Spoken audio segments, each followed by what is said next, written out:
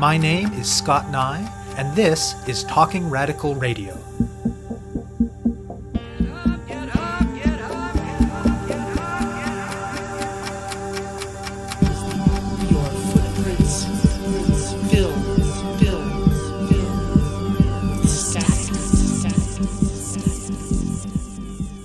So when we are asking ourselves, well, can we really defund police, given that a woman is killed every 6 days in Canada by her partner? I would say the answer is yes. The answer is yes, because the ongoing cultures within settler colonialism that maintain these systems of policing and coercion and control are what create these most dangerous. That's the voice of Ardath Whynacht, today's guest on Talking Radical Radio. This show brings you grassroots voices from across Canada. We give you the chance to hear many different people who are involved in many different struggles, talk about what they're doing, how they're doing it, and why they're doing it, in the belief that such listening can strengthen all of our efforts to change the world.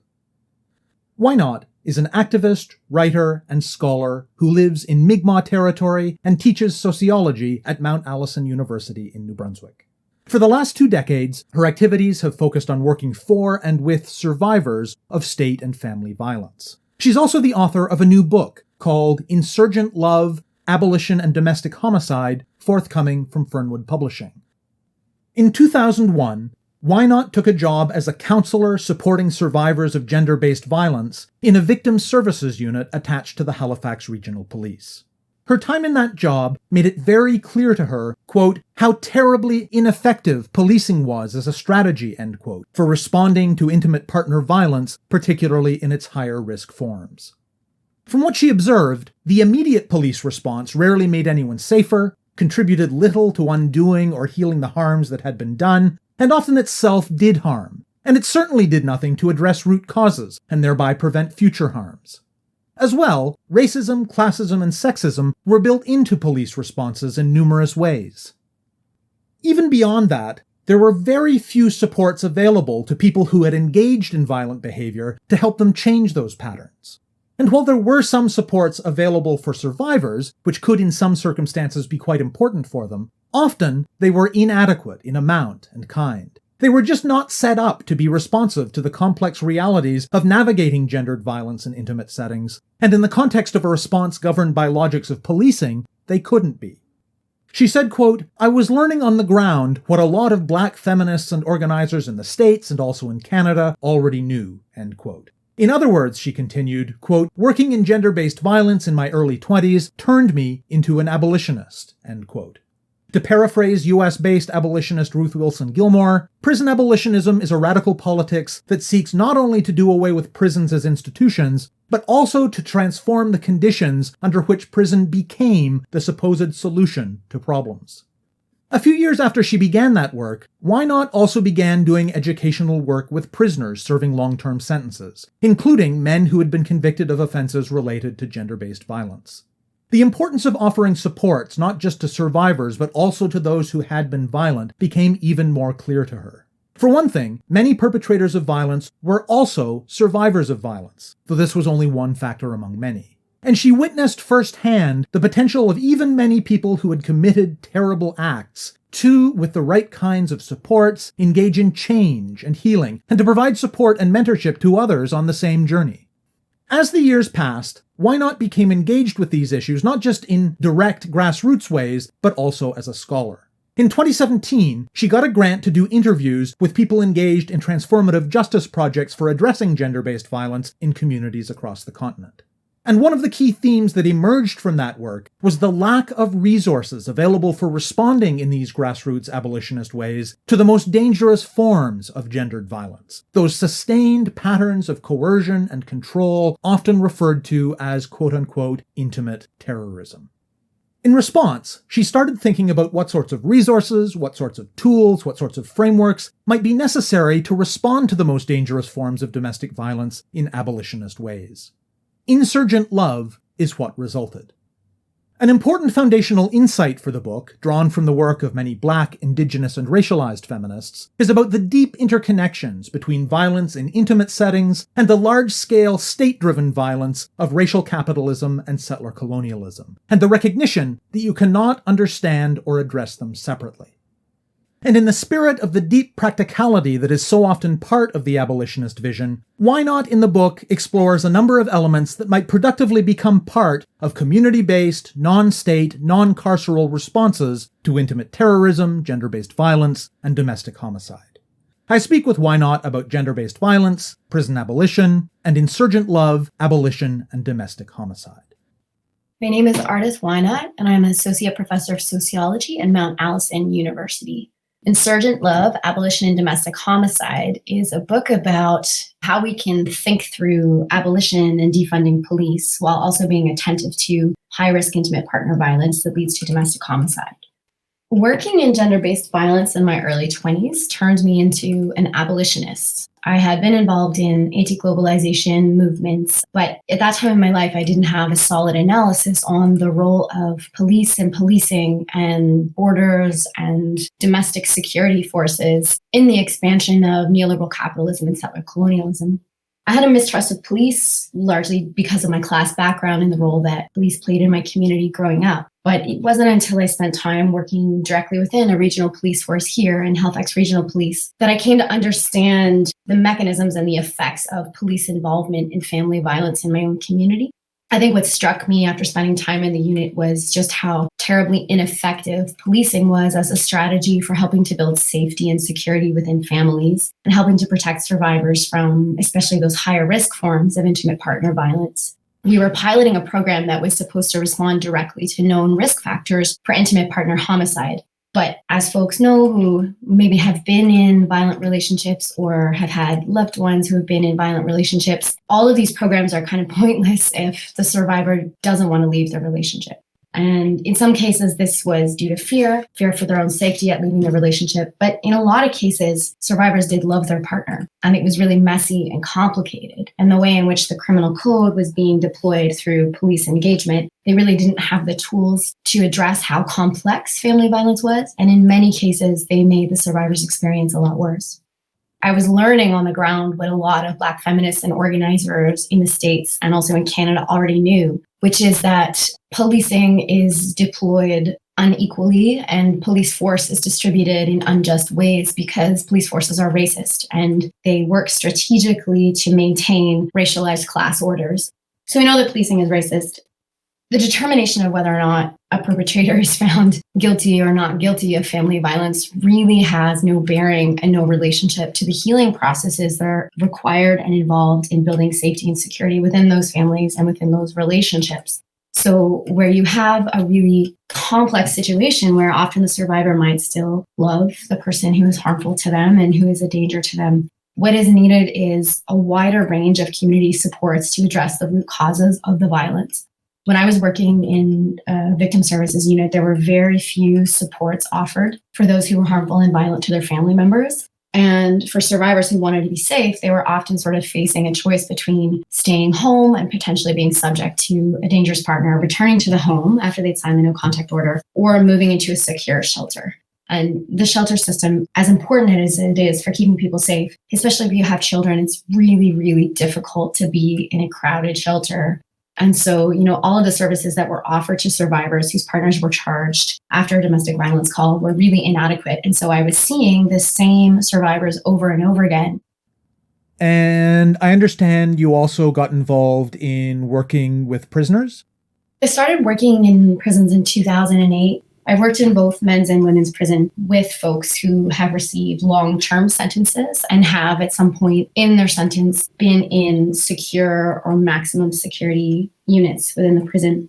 I've learned a great deal from working with folks with lived experience of being incarcerated. As most abolitionists know and are often trying to communicate to the broader public, we know that there's no neat and tidy line between victims of violence and perpetrators of violence in our society.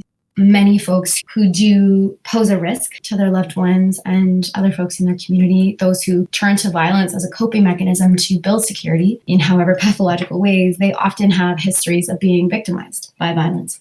But what I think was most stark and what I learned is that those with lived experience of engaging in severe violence, including homicide, given the right resources and supports, can actually be very supportive to the healing and rehabilitation process for other folks who have engaged in severe and often unspeakable acts of violence.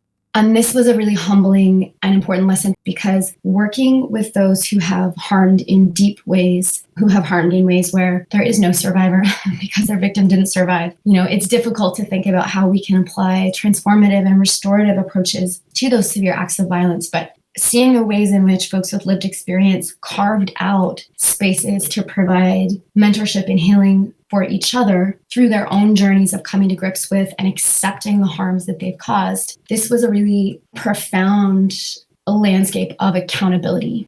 This is not to say that I believe that prisons did a very good job of supporting those sorts of processes. In fact, from what I've learned working with folks who have since been released from prison, organizations like COSA, Circles of Support and Accountability, which happens outside of prisons with folks who have received a sentence for sexual violence. But I think that incarcerated people and formerly incarcerated people, given the right resources and healing supports for themselves, need to play a role at the forefront of our abolitionist movements because they are the ones who understand how to support and how to create community-based healing resources for those who pose the greatest danger to all of us. What led you to write Insurgent Love, Abolition and Domestic Homicide? I received a grant from the Social Sciences and Humanities Research Council in 2017 to do interviews with folks who were engaging in transformative justice projects for addressing gender-based violence in their communities. And what became very clear to me through doing a lot of these interviews was that there was a lack of resources available for tackling the really dangerous relationships. We know in feminist domestic violence literature that you can't paint all violence with the same brush when it comes to family violence. There are two very distinct types of family violence. The first being by far the most common, which is situational couple violence. And this is the sort of violence where we see violence resorted to as a coping mechanism for feelings of insecurity, precarity, stress. Often there are attachment issues related to it. Often addictions issues will play into this sort of situational couple violence. And although situational couple violence can be very dangerous, so someone can lose their life or experience severe injury, bodily injury as a result of that sort of violence, it was not the same type of violence that we see within the domestic violence shelter system, which is what those who research this area talk about as intimate terrorism.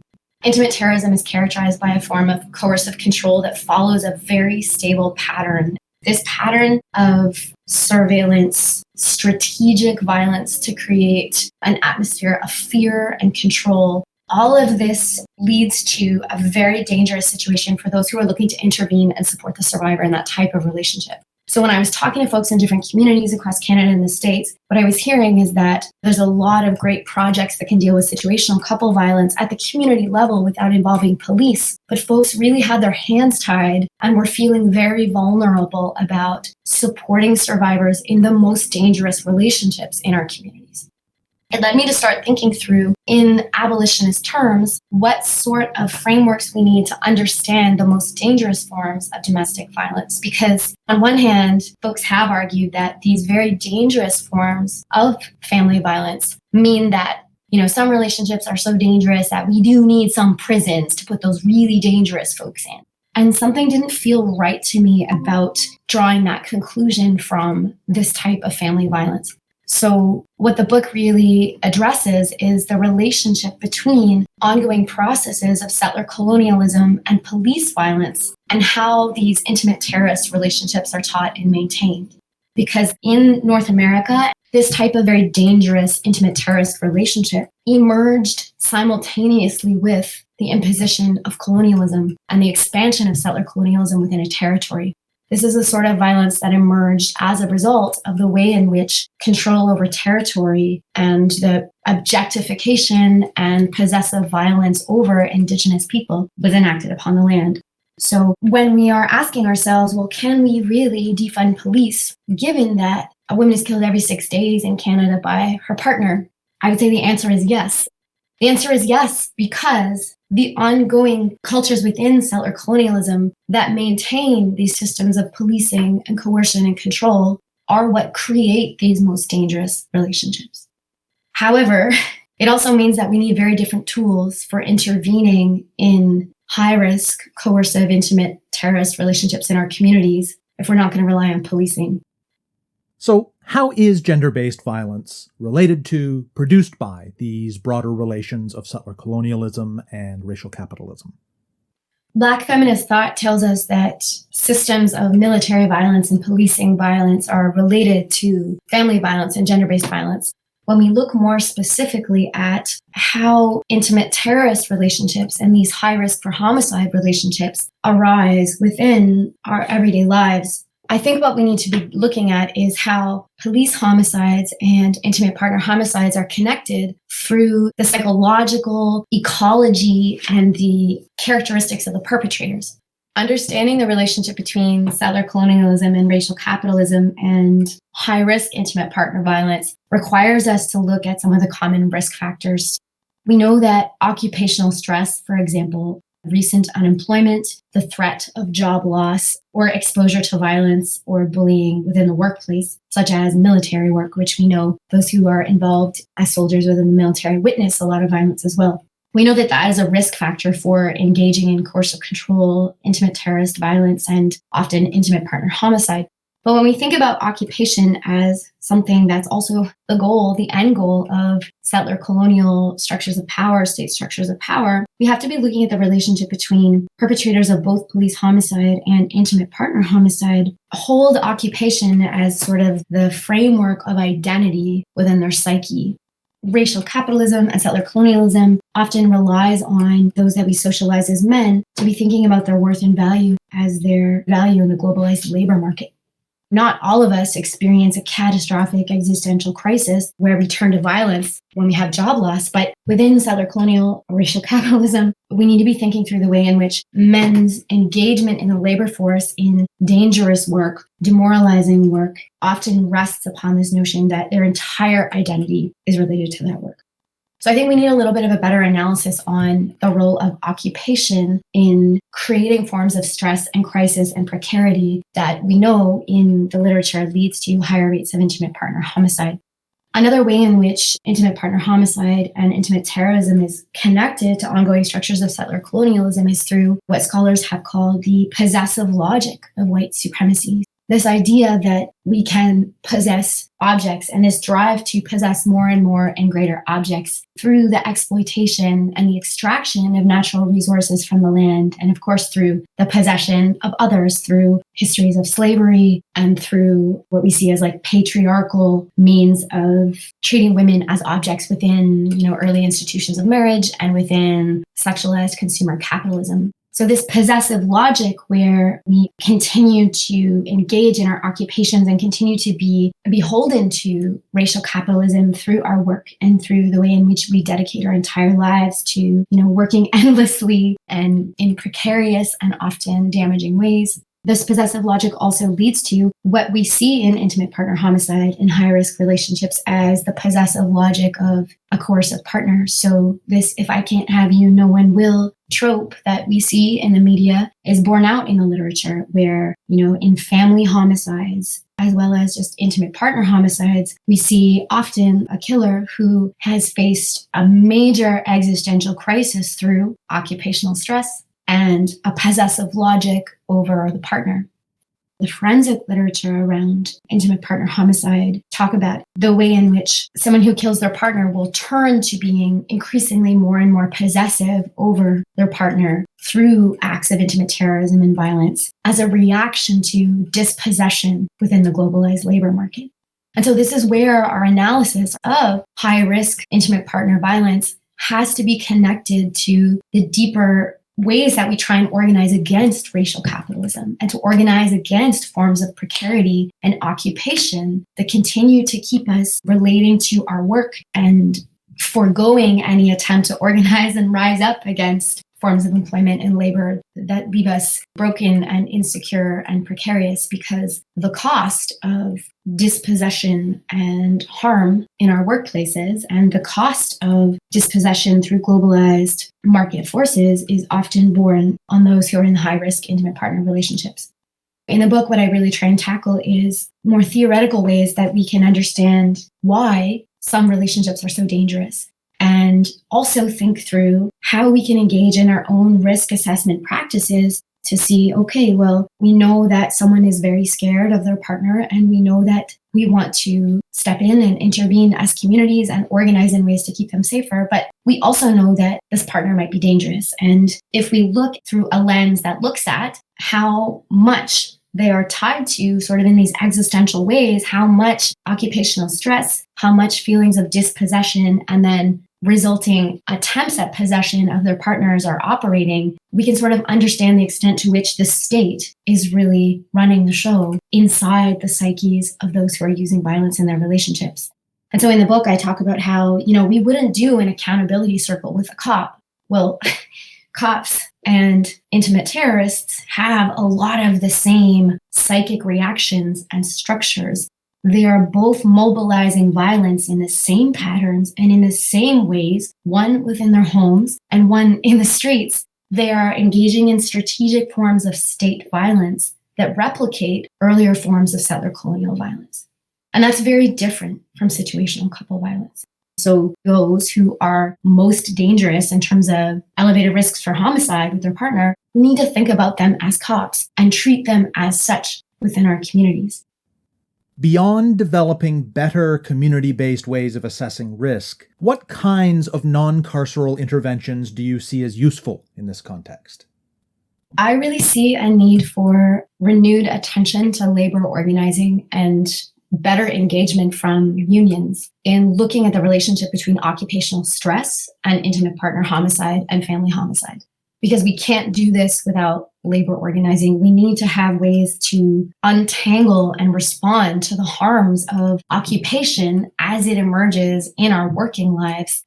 In addition, I think we also need to have renewed calls and attention to disarmament, especially in rural communities.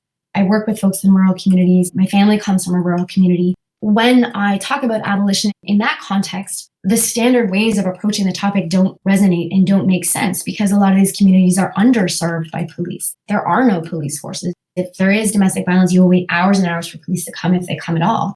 However, we still see the same sorts of violence, state violence that police enact in urban centers. We see that happening in rural communities from men with guns. And many of those men engage in forms of intimate terrorism and coercive control within their communities and within their homes. When it comes to risk factors for intimate partner homicide and family homicide, access to firearms is a major, major risk factor. And so I think that disarmament, especially within rural communities, would go a long way in terms of at least making the territory safer for us to intervene as communities. I also make a case for thinking about youth work. Arguably, in some circumstances, the risks of community-based intervention are just too high. And so if we think about prevention of these kind of relationships, well, one, defunding police and pushing back on police culture and pushing back on state violence as it emerges in all aspects of our lives is one form of preventing high-risk intimate partner violence. But another way we can tackle it is through youth work and through forging meaningful, healthy, secure, generative, and transformative relationships with young people in our communities. This is something I think about a lot because it is difficult to organize. And I think that some of the organizing that's required when we think about defunding and abolition is really overwhelming for folks who are already overworked and burnt out in other aspects of their lives. But it only takes one or two healthy, secure adults to have a relationship with a young person in their community who might really need someone to care for them and support them, even just once a week. And that is the kind of abolitionist work that I think we don't pay attention to as often, but I think we need to, because we need to be engaging youth in movements, and we need to be thinking about how most of the killers that I have worked with in prisons, had they have had even just one or two meaningful, safe, or healthy relationships with adults in their younger lives, might not have gone on to take the lives that they did. Part of our abolitionist agenda has to be transforming our relationships with younger generations so that we're forming those protective factors so that the violence of the settler colonial state doesn't take root and go on to shape the future psyche and identity of those who are made vulnerable by the violence that's in our daily lives. So I can imagine some gender-based violence activists coming from a strand of feminism more exclusively focused on patriarchy and not necessarily as in tune with how patriarchy interlocks with other systems of domination, saying, yes, that's all well and good, but right now there are men killing women and we need to focus primarily on responding to that. And we can worry about more preventative interventions later. How would you answer that kind of argument? Beth Ritchie put it really well in her analysis in the United States of how the collusion of emerging violence against women movements, the collusion of white feminists with policing culture and the tough on crime political attitudes that were taking shape after the 1980s in the United States really created a situation where the root causes of violence weren't being addressed and where women of color were not being listened to when they were talking about the risks that police posed to their communities. One really frustrating and difficult thing for me is that a lot of the data collection on what they call femicide, or the murder of women and girls because of their gender, is one, a lot of the work coming out of the UK is dominated by trans misogyny and TERF brand of feminism, which is, at its roots, fascist and white supremacist. And so it's really difficult to find folks who are working on intimate partner homicide from abolitionist frameworks, but also abolitionist frameworks that acknowledge that if we don't talk about men's violence against men, we won't understand men's violence against women. And furthermore, we also know that high-risk intimate partner violence takes place within queer communities at rates that are equal to, and in some cases greater than, what's experienced in heterosexual relationships. So this one-dimensional analysis that seeks to blame patriarchy for violence to the exclusion of everything else doesn't ask what I think the most important question is, which is, okay, well, where did patriarchy come from? And if we take history seriously within settler colonial Canada, we have to look at how what we call the patriarchy today within carceral feminism was forcibly imposed upon this territory through the expansion of British colonial powers. If we end our analysis with patriarchy, we don't draw our connections to the state. We also do not develop the tools and the analyses that we need to understand how someone comes to harm or kill in the first place. If we really take the question seriously, how is it that some violent partners come to be so deeply dangerous to their partners, their family members, and to us when we try to intervene? We cannot ignore the role of the state and state violence and how cultures of policing and how carcerality is taught and maintained in every aspect of our lives. You have been listening to my interview with Ardath Whynacht about her new book, Insurgent Love, Abolition and Domestic Homicide. To learn more about it, search for it on fernwoodpublishing.ca. To find out more about Talking Radical Radio, the guests, the theme music, and the ways that you can listen, go to talkingradical.ca and click on the link for the radio show. On the site, you can sign up for email updates or follow us on Facebook, Twitter, iTunes, SoundCloud, and other platforms. I'm Scott Neigh, a writer and media producer based in Hamilton, Ontario, and the author of 2 books of Canadian history told through the stories of activists, published by Fernwood Publishing. Thank you very much for listening, and I hope you tune in again next week.